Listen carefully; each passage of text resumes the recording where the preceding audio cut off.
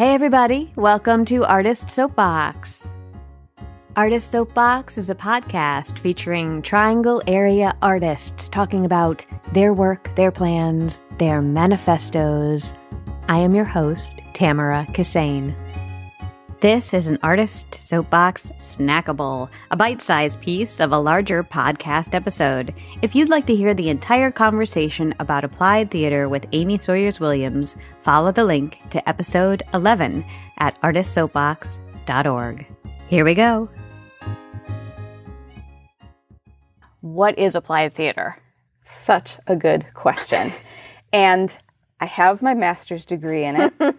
You would think off the, just right away I'd be able to tell you exactly what it is. But it has no one definition right now. The way I describe it is an umbrella term for theater practices that use theater as a tool for social justice, education, for healing.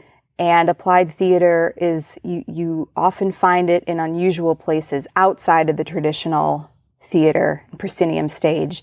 So you find it happening a lot in prisons, in community centers, in hospitals, and there's theater for development, which is overseas.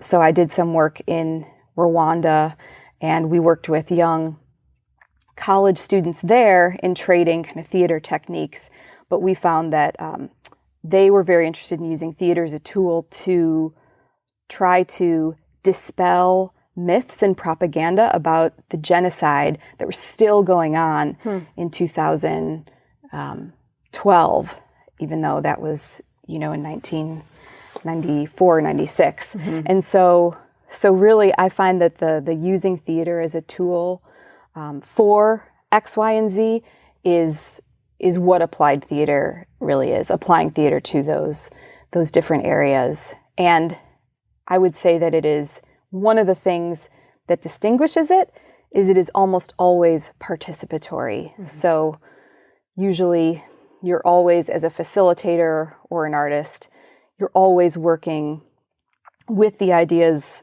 of the community that you're working with, and you're kind of creating something together, which is often the case.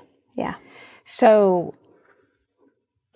this idea of working in partnership with a group of people seems to be one of the hallmarks of applied theater. And that often means that the population that you're working with, they contribute to the written piece, but they also often perform. Is that right? Yeah. Okay. Yeah. And how do you balance? I know that one of the values of Seesaw is the artistic, let's see, what do you say? Impactful artistic experiences. You'll find us working side by side with professional artists and community members who do not consider themselves artists. So how do you balance the artistic merit of the piece that you create with the use of it as a tool? Do you understand what I'm asking? Oh, absolutely. Because I feel like sometimes people look at this type of work almost with a certain kind of snobbishness. Yes. I'm sure you've run into this. It's like, well, it's good for that type of theater, but if you really want to see a good play, then you go down to the blah, blah, blah theater with the professionals. So I do not subscribe to that view, but I'm very curious about how you kind of balance both of those goals. Absolutely. I mean, I think a lot about this. And I think also fundamentally, I have to say that I think sometimes some traditional professional high aesthetic theater artists can yes, they can kind of poo-poo this work, but I think there's also this assumption that applied theater artists or social justice theater artists are like, this is the way forward. This is how theater should be.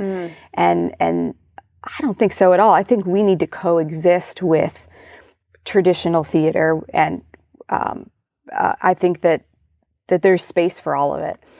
But getting back to your question about, the artistic quality. So applied theater, there's no doubt about it. It is much more process-oriented than the traditional theater, which can be often a little bit more emphasis on the product. If you do have a run, that's what you're working towards. Sure.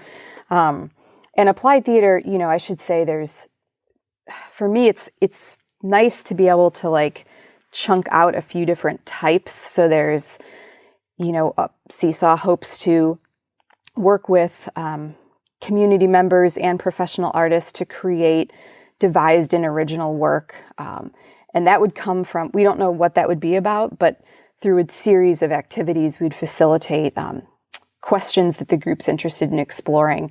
So say we wanted to do theater about the current political climate, which is something we do want to do. We would focus, I think, a lot on the process, and I think having professional artists in the room really helps with other community members. They can learn from each other.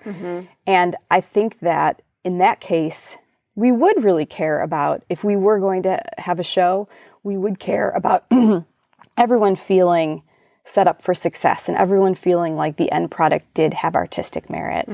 On the other hand, if we were working on workshops with young people and maybe we were going to use Theater of the Oppressed, often falls under the umbrella of applied theater. And Theater of the Oppressed was developed by Augusto Boal in the 60s in Brazil, and it's an interactive, participatory form of theater.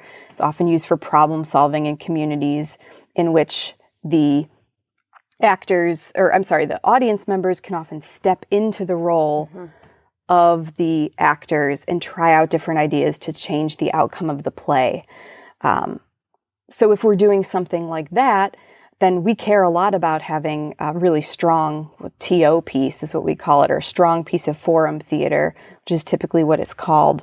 But as the actors come in and are trying out ideas, that's when really the process and the aesthetic, the process is the aesthetic, right. if that makes sense. Sure. And then there are other examples too where, if we're doing some playback theater at senior centers, we're going to try to have the best possible, reenactment of the seniors' stories that they give us. But once again, I think that the artistic merit of that is so ingrained with just the experience of someone watching their story be performed. So that might not be something you're going to pay $25 to see or to have a ticket for, but it's deeply important work. And I think that if you're able to work with artists who are passionate and who have experience, I think when they're working with other folks who don't necessarily consider themselves artists, that coming together can be a really beautiful thing. And for me, I'm not as concerned about it being the best piece of theater anyone's ever seen. For me, the process has equal weight. Right. But all that being said, my personal kind of philosophy is don't put anything up there that people don't feel good about. Artist Soapbox is a listener-supported podcast. Please support the podcast via our Patreon page, patreon.com/artistsoapbox. For more information, go to our website, artistsoapbox.org. We're on Facebook, Instagram, and Twitter as well. All of this information is in the show notes. Artist Soapbox music is composed by Bart Matthews. Thanks so much, and we're out.